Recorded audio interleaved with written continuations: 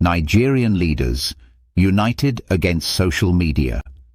In a country where leadership divisions run deep, one issue appears to unite Nigeria's ruling class: the determination to control, restrict, or silence social media. Across political, traditional, and religious lines, Nigerian leaders share a rare consensus: the belief that citizens should not have unfiltered access to platforms that expose corruption, misrule, and hypocrisy. This anxiety over digital freedom is not unique to Nigeria. Across Africa, particularly in states plagued by chronic leadership failure, social media has become the new battleground between the rulers and the ruled. Social media is the one space where citizens can challenge power, question narratives, and hold leaders accountable. A liberty those in authority now see as an existential threat. Over the past decade, the calls for regulation, censorship, or outright bans on social media have grown louder and more coordinated. Under the guise of combating fake news and hate speech, Nigeria's leaders have gradually subjugated mainstream media.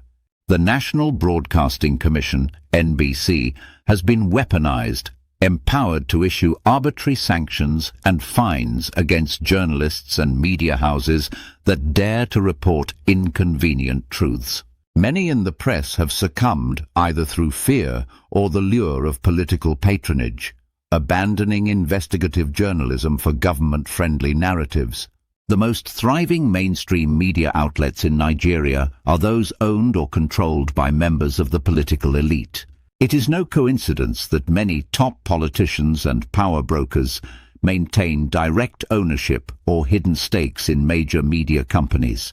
These platforms function less as instruments of public enlightenment and more as propaganda tools dedicated to protecting the interests of their owners.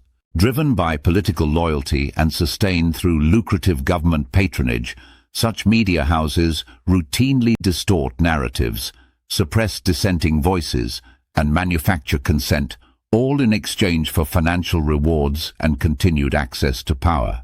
In this environment of state-induced silence, social media became the last refuge of truth, a digital megaphone for the voiceless. Young Nigerians, tech-savvy and politically awake, have used these platforms to document abuse, mobilize protests, and demand accountability. From #End SARS, #Free Mazi Nnamdi Kanu, to daily citizen-led exposés, social media has kept alive what remains of Nigeria's democratic conscience. But this freedom has come at a cost.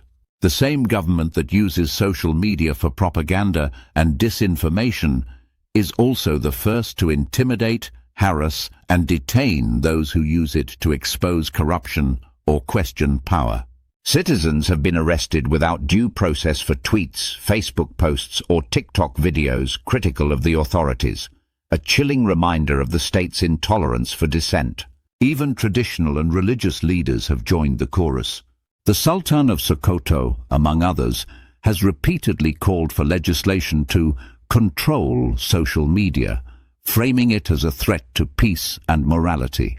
Meanwhile, lawmakers who should be debating insecurity, unemployment, and inflation are devoting precious parliamentary hours to bills aimed at policing online speech.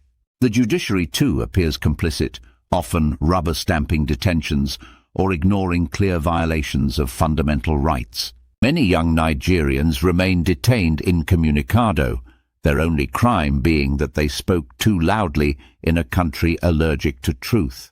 Make no mistake, Nigeria's leadership is waging a coordinated war against digital freedom. The goal is simple: to bury social media as it buried the free press.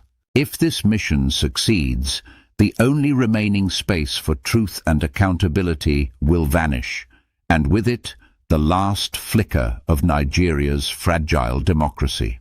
We believe in fostering a vision that drives Africa towards sustainable development and genuine transformation.